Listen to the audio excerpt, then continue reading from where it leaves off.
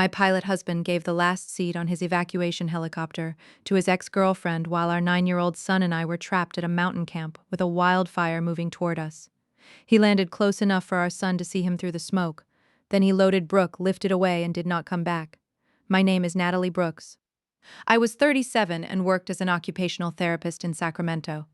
My husband Ryan flew helicopters for a private company that contracted with hospitals, utility companies, and state emergency agencies. He had flown medical transfers in snow, carried line crews into mountain terrain, and helped evacuate families during 2 previous wildfire seasons. Ryan liked to say that a pilot's first loyalty was to weight, weather, and fuel. Machines did not care about emotion. A safe decision could feel cruel and still be correct. That principle was the reason I trusted him when the wildfire reached Camp Red Pine. Our son Caleb was attending a 4-day outdoor science program near Placerville. I volunteered as the medical parent because one child had diabetes and another carried an epinephrine injector. The camp sat on a wooded ridge with one paved access road and an older fire road descending east. Ryan was supposed to pick us up by car on Sunday.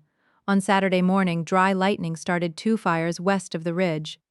The camp director, Aaron Wells, called the county and was told to shelter in place while crews assessed the road. By noon, ash was falling on the lake. One of the other volunteers was Brooke Palmer. Brooke had dated Ryan for 5 years before I met him. They separated after she accepted a job overseas, but their relationship never fully became the past. They exchanged birthday messages and called whenever mutual friends were ill. I did not object until Brooke moved back to California and began turning ordinary contact into private dependence. She asked Ryan to inspect the roof of her new house. She called when her dog needed surgery. She invited him to dinner to discuss whether she should change careers. He told me they had shared too much history to behave like strangers. I told him friendship did not require secrecy. He called my concern insecurity. At camp, Brooke acted surprised to see me. She said she had volunteered because her niece was attending. I later learned Ryan had told her the dates. At 1:10 p.m., the county ordered an evacuation. The paved road was already blocked by a fallen power line and a burning utility truck. The fire road was being evaluated, but wind pushed the western fire across 2 containment lines. Camp staff moved 52 children and 9 adults to the gravel athletic field, the only landing area clear of trees. Ryan called me at 1:24. "I am flying support out of Auburn," he said. "My company has authorization to assist. Keep Caleb with you. Are you coming here? If dispatch assigns us, do not make plans around me. Follow the camp director." His voice was professional. I felt safer hearing it. 2 helicopters began shuttling children from the field to a high school outside the evacuation zone. Each aircraft could carry only a limited number because of heat, altitude, and fuel. Younger children went first. Caleb refused to board without me after smoke caused an asthma flare, so Aaron moved us to the medical priority group. By 3:30, only 11 people remained, 4 staff members, 3 teenagers, Brooke, Caleb, me, and Aaron. One helicopter developed a warning light and left service. Ryan's aircraft became the only one available. He landed at 3:47. Rotor wash turned the ash into a gray wall. Ryan's crew chief jumped out and shouted that they could take 6 passengers. Aaron chose the 3 teenagers, 1 counselor with a burned hand, Caleb, and me. Brooke grabbed Ryan's flight suit. "You cannot leave me here." Ryan removed his helmet and spoke into her ear. She shook her head, crying. I could not hear their words, but I saw him look at me. The crew chief began weighing bags and passengers. Then he told Aaron the rising temperature reduced lift margin. They had room for only 5 passengers, not 6. Aaron said 1 adult volunteer would stay. I told Caleb he was going with Ryan, and I would take the next flight. Caleb clutched my shirt. "No." Ryan walked toward us. "There may not be another flight. The wind is pushing smoke over the field. Then take Caleb," I said. "I will stay." He looked toward Brooke. "Brooke has a respiratory condition," he said. I had known Brooke for 6 years. I had never heard of a respiratory condition. "Caleb has asthma," I said. "His rescue inhaler is already half used." Brooke says she left hers in the cabin. Aaron checked her oxygen level with the camp pulse oximeter. It read 98%. Caleb's was 92 after walking from the lodge. The crew chief said, "The child is priority." Ryan answered, "I am pilot in command. Brooke takes the seat. Natalie and Caleb remain together." He framed it as preserving a family unit. In reality, he used Caleb's refusal to separate from me as the reason to leave both of us. I stepped close enough that he could see the soot on our son's face. You are taking a healthy adult instead of your child. The fire road will open. You just said there may not be another flight. Brooke climbed aboard. Caleb called, "Dad, please." Ryan flinched but closed the door. The helicopter rose through the smoke. Caleb ran after it until Aaron caught him at the edge of the field. I watched the red tail disappear and understood that Ryan had not been forced to choose between strangers. He had manipulated the rules until choosing Brooke sounded technical. The second evacuation flight never returned. Smoke reduced visibility below company minimums, and a temporary flight restriction closed the ridge after an air tanker entered the area. At 4:05, fire crossed the creek west of camp. Aaron received confirmation that the paved road was impassable. The eastern fire road had not been cleared, but it was our only route. 7 of us remained: Aaron, 2 counselors, a groundskeeper named Luis, Caleb, me, and a diabetic 12-year-old named Mason whose transport had been delayed when he vomited before boarding. We loaded medical supplies, water, wet towels, and blankets into 2 utility carts. The air looked orange. Pine cones ignited in the grass ahead of the main flames. Luis knew an old logging spur that descended to a granite quarry with little vegetation. We started down. Caleb wheezed as we walked. I gave him the final measured doses from his inhaler and made him breathe through a damp cloth. Mason's glucose began falling because he had skipped lunch. I mixed sugar into water and kept him beside me.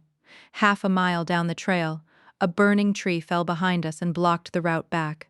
The sound was so loud, Caleb dropped to the ground. I pulled him up and told him fear could ride with us, but it could not choose our direction. That sentence became something I repeated to myself for the next year. The logging spur ended at a locked steel gate. Lewis had bolt cutters in the grounds cart, but a tire had melted and the cart was stuck uphill. Aaron and a counselor ran back through falling embers. They returned dragging the cutters while I kept 4 children and adults pressed into a drainage ditch. We reached the quarry at 5:12. The center was bare stone, but smoke settled into the pit. A water truck stood beside an equipment shed. Lewis found the keys under the visor, started the pump, and created a spray curtain across the eastern edge. We sheltered behind the truck as the fire moved along the ridge above us. Caleb asked whether Ryan knew where we were. "He knows we were at camp," I said. "Why did he take Brooke?" I could not give our son an answer that protected his father without damaging his trust in what he had seen. "He made the wrong decision," I said. "Adults can make wrong decisions even when they love you." County crews reached the quarry after dark. Caleb and Mason were taken to the hospital for smoke exposure. Ryan met us in the emergency department. He tried to hold Caleb. Our son turned his face into my shoulder. Ryan said flight operations had forced him to leave the ridge. He said he expected ground evacuation within minutes. He said Brooke's breathing had become unstable after she boarded. "Her oxygen level was 98, I said. "Pulse oximeters can be inaccurate in smoke. Caleb's was 92. "You were together and with trained staff. Brooke was alone." There it was again. Because I was competent, he had treated me as surplus protection available to everyone around me. I asked where Brooke was. Ryan said his company had transported her to the same high school as the children. A nurse later told me she declined medical assessment and left with a friend. Ryan had given the last seat to a person who walked away from the evacuation center while his son needed oxygen in an emergency room. The camp evacuation triggered reviews by the county, the aviation contractor, and the National Transportation Safety Board's regional office because passenger selection affected flight safety and contract compliance. Ryan expected the inquiry to focus on smoke and weight. Instead, the crew chief filed a report. His name was Devin Price. He wrote that he recommended Caleb as the medical priority passenger and that Ryan overruled him for personal reasons. Devin had also activated his helmet camera during loading. The video captured Aaron reading the pulse oximeter results and Ryan saying, "Brooke will never forgive me if I leave her again." I had not heard that sentence under the rotor noise. Investigators recovered the aircraft weight sheet. Ryan had entered Brooke as a medical evacuation requiring priority, even though no clinician made that determination. He entered Caleb and me as ambulatory ground evacuees, despite the camp's written medical list identifying Caleb's asthma. Then they found the messages. The night before the fire, Brooke texted Ryan that being at camp with me made her realize he had chosen the wrong life. Ryan answered that he often wondered the same thing. She wrote, "If anything happens tomorrow, promise, you won't leave me behind like you did when I moved to London?" Ryan replied, "I will come for you." That private promise entered the field with him. It weighed more than our son. When I confronted him, he said the messages were emotional nostalgia, not an affair. He insisted he never planned for an emergency. I told him plans are revealed by what people are prepared to sacrifice. "You promised her you would come," I said. "When the fire gave you the chance, you kept that promise with Caleb's seat." Ryan began crying. "I believed you would get him out. You did not believe the road was safe. You said there might be no second flight. I was under pressure. So were the rest of us. Only one person used our child as the flexible part of the plan. I moved with Caleb into my parents' home. He woke from nightmares hearing helicopter blades. At school, he told a counselor his father rescued someone he loved more. Ryan said I was poisoning him. The counselor explained that Caleb was describing an event, not repeating my language. The aviation company terminated Ryan for falsifying passenger priority documentation, disregarding the crew chief's safety recommendation, and using a contracted emergency flight for a personal preference. The Federal Aviation Administration suspended his commercial certificate pending evaluation and remedial training. He eventually accepted a shorter suspension and surrendered his emergency response qualification. Brooke issued a statement saying she believed Caleb and I had confirmed ground transportation. Devon's video showed Aaron saying the road was not open. She stopped answering investigators after retaining an attorney. I filed for divorce. Ryan asked me to wait until his license case ended because divorce would make him appear unstable. That request confirmed how naturally he still treated my life as support material for his. The custody evaluation was painful. Ryan loved Caleb. He attended school conferences, coached baseball, and had been patient during asthma attacks. Love was not missing. Judgment was. The final order allowed supervised visits at first, then daytime parenting after therapy. Ryan was prohibited from flying Caleb until the court reviewed his certificate and treatment progress. He called that condition cruel because aviation was how he bonded with our son. Caleb answered him during one counseling session. "Flying is how you left me." Ryan did not argue. The civil case required the children and adults at the field to reconstruct the loading sequence. We tried to protect the minors from depositions, so a court-appointed interviewer took their statements. 3 teenagers independently remembered Caleb calling for Ryan. One remembered Brooke saying, "He came for me," after she entered the helicopter.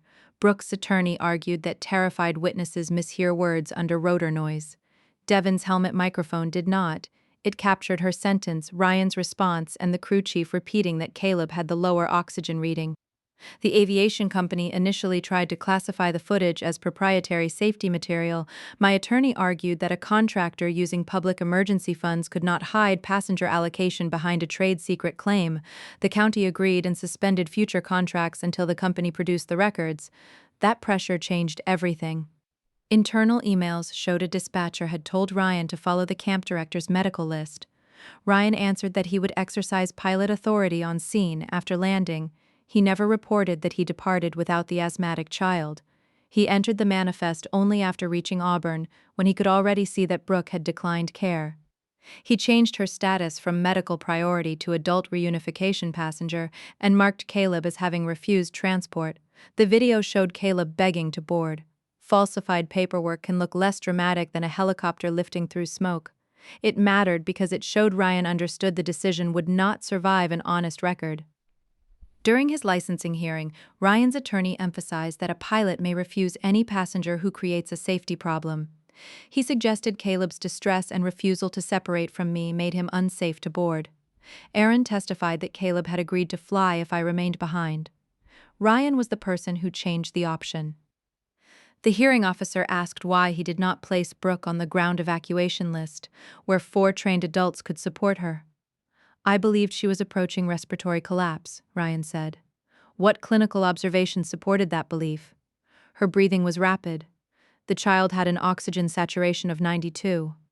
Ryan looked down. "I believed his mother could manage him." There it was in an official transcript. My presence had not protected Caleb. It had lowered his priority. Caleb's recovery involved more than nightmares.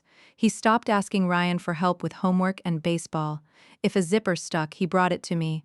If he felt sick at school, he asked staff to call my parents. His therapist called it protective narrowing. A child who sees a parent choose someone else may reduce future requests, so he never has to hear the choice again. Ryan interpreted the distance as my influence at a custody session. The therapist asked him to name 3 recent moments when Caleb independently relied on him. He could not. He had been so focused on proving I was alienating their relationship that he failed to notice our son was protecting himself. They rebuilt trust through controlled, ordinary tasks. Ryan attended asthma education again. He created a written plan and practiced with a trainer device. He showed up for 5 consecutive supervised baseball practices without leaving early to answer Brooke. On the 6th week, Caleb handed him the inhaler bag. It was a small gesture. Ryan cried in the parking lot afterward. I heard about it from the supervisor, not from him. I was relieved he did not turn the moment into a request for reconciliation. Brooke attempted to frame the rescue as a misunderstanding created by my jealousy. In a sworn statement, she said Ryan and I were already separated emotionally. Her source was Ryan. 2 months before the fire, during a disagreement about his messages, he told her I might leave because I could not accept their bond. At home, he had told me Brooke was only a friend and my concern threatened the marriage. With her, he described the marriage as already failing. He kept both women in positions that protected his access to each. That pattern was painful to uncover, but it removed the last fantasy that the fire had been an isolated trauma response. Ryan had been preparing 2 different stories long before the field required one visible choice.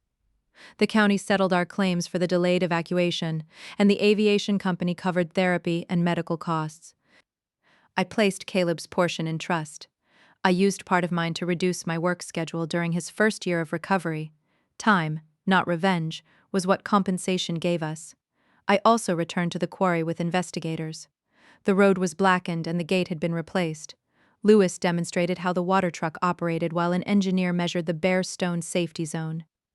Their report recommended that future camp maps include industrial clearings and equipment water sources, even when those areas are not approved assembly points. Aaron worried that acknowledging the improvised route would encourage camps to rely on unsafe alternatives.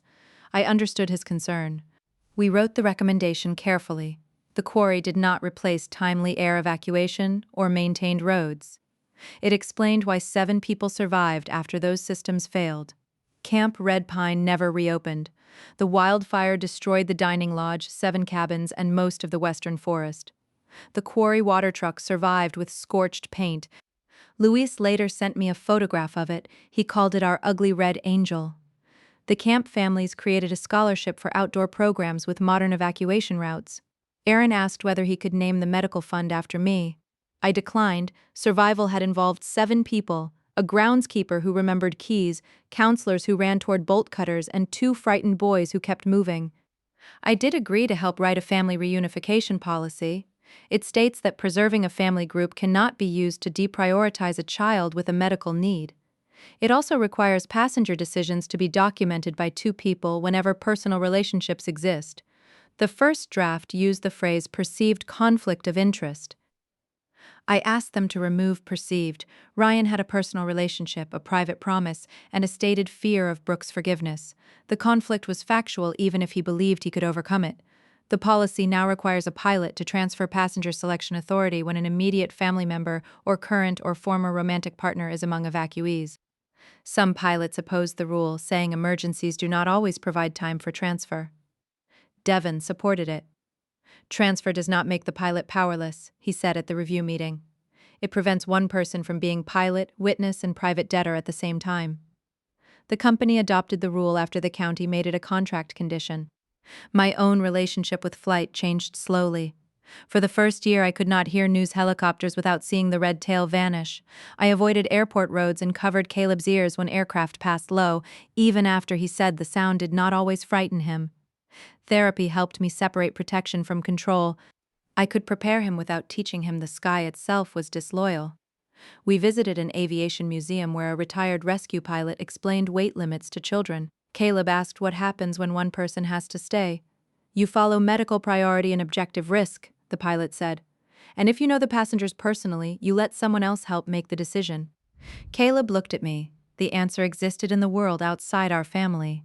That mattered. Ryan completed therapy and regained a limited certificate. He now flies agricultural surveys, far from emergency scenes. Brooke moved to Oregon. I do not know whether they resumed their relationship. By the time I might have cared, the answer had become irrelevant. Ryan's father contacted me during the license appeal. He had been an airline mechanic and believed aviation decisions should remain inside aviation families. He asked me to withdraw a letter describing Caleb's medical condition because the company already accepted responsibility. Ryan has lost the career he built, he said. Caleb lost the belief that his father would take him out of a fire, I answered. He called the comparison emotional. I said emotions did not make the oxygen reading disappear. We did not speak for a year. At Caleb's 11th birthday, his grandfather apologized. He said he had confused protecting Ryan from permanent consequences with protecting the family. He began attending Caleb's games without discussing the case. That repair mattered because it showed loyalty can change direction without becoming cruelty. My parents made their own mistakes. My mother wanted me to tell Caleb that Ryan's decision came from trauma so he would not hate his father. The therapist cautioned that explanations offered too early can become pressure to minimize. Caleb first needed adults to agree on the fact his seat went to Brooke. Only after he felt believed did he become curious about the avalanche, Ryan's guilt, and Brooke's history. Understanding entered after safety, not instead of it. We visited a wildfire survivor family group even though neither of us had serious burns. At first I felt we did not belong. The facilitator said wildfire trauma includes evacuation failure, smoke exposure, displacement, and witnessing threat. Pain does not require the most visible injury to be real. Caleb met a boy whose family escaped by driving through flames. They compared the sounds that appeared in nightmares. Their friendship helped because neither needed to make the other feel lucky. I returned to Camp Red Pine's former site when the Land Trust began restoration. Volunteers planted ponderosa seedlings in groups protected by wire cages. Caleb chose a spot near the old athletic field.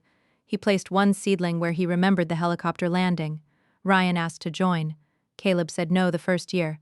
The next year, he invited him for 1 hour. Ryan arrived without a camera, planted 3 trees, and left when the hour ended. Respecting the limit became more meaningful than any speech. The trees may not mature for decades. That timescale changed the way I thought about recovery. Some consequences are immediate: a license suspended, a marriage ended, a child hospitalized. Trust grows on a different schedule. It cannot be accelerated because the adult is sorry. Ryan once asked whether I believed he would make the same choice now. I said no. I believed the investigation, therapy, and loss had changed him. He looked hopeful until I continued. The reason I left is not that I think you will always be the man on that field, I said. It is that I was married to him when the choice arrived. Change can protect the next relationship. It does not obligate the previous person to resume hers. Brooke sent Caleb a letter through Ryan's attorney. She wrote that adults sometimes freeze when afraid and that she regretted boarding. Caleb asked whether she had been frozen if she could climb into a helicopter. I told him fear does not always look still. Then I added that fear explains behavior but does not assign him the cost. He tore up the letter. Months later, he asked whether that was mean.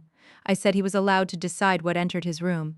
He began keeping his inhaler in a red pouch he chose himself. During field trips, he confirms which adult carries the backup. Teachers initially found the questions excessive. After reading the accommodation plan, they treated them as routine. Routine safety was exactly what we wanted. 3 years after the fire, Caleb agreed to ride in a helicopter during a science museum program. I offered to stay on the ground, but he asked me to go. As the aircraft lifted, he gripped my hand so hard our knuckles hurt. "Are you scared?" I asked. "Yes," he said. "But this pilot doesn't know Brooke." We both laughed, then cried.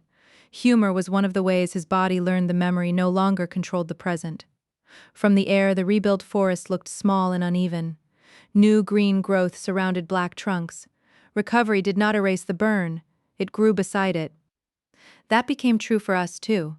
I built a life in which being capable no longer meant being abandoned with the hardest work. Caleb learned that his father's choice was not a measure of his worth. Ryan learned, slowly and publicly, that technical authority cannot sanitize a personal betrayal. People hear the title of what happened and imagine a single seat. The seat mattered, but the deepest injury was the decision behind it. Ryan looked at a healthy adult who represented his unfinished past and a child who represented his actual responsibility. He chose the person whose forgiveness he feared losing. He assumed Caleb and I would survive long enough to forgive him later. We did survive. That did not make his calculation correct. The last image I have of Camp Red Pine is not the helicopter leaving. It is Caleb in the quarry, ash on his eyelashes, sharing sugar water with Mason while the ridge burned above us. He had been left behind, but he was not helpless. Neither was I. Mason's family stayed close to ours. His mother told me Caleb had continued watching Mason's glucose monitor even while struggling to breathe. Caleb did not remember doing it. Children in danger sometimes care for one another without turning the act into identity. At a joint birthday picnic, Mason gave Caleb a small model helicopter painted green instead of red. He said they needed one that came back. The boys flew it over the grass until it landed in a tree. Ryan was present for the picnic and offered to retrieve it. Caleb let him. That ordinary permission was larger than forgiveness and smaller than restoration. It was trust measured accurately for that day. I learned to value those measurements. We did not need a dramatic scene where Caleb embraced his father and declared the past finished. We needed hundreds of moments where Ryan arrived, followed the plan, accepted no, and left without demanding credit. Some months went well, others did not. Once Ryan missed a visit after an aircraft mechanical delay and failed to call. Caleb's fear returned immediately. Ryan wanted to explain the maintenance details. The therapist told him the first repair was simpler. Apologize for the silence, confirm the next contact, and follow through. He did. Technical explanations came later after safety had been restored. That order became part of my own parenting. When Caleb is frightened, I do not begin by proving why the danger is unlikely. I begin by showing him who is present, what we know, and what happens next. Facts become useful only after the person receiving them knows he has not been abandoned. Ryan flew away with the promise he had made to Brooke.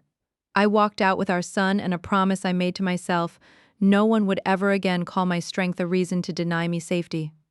The promise does not mean I expect others to carry every fear for me. It means shared danger will be named honestly, resources will follow current need, and competence will never be treated as consent to receive less.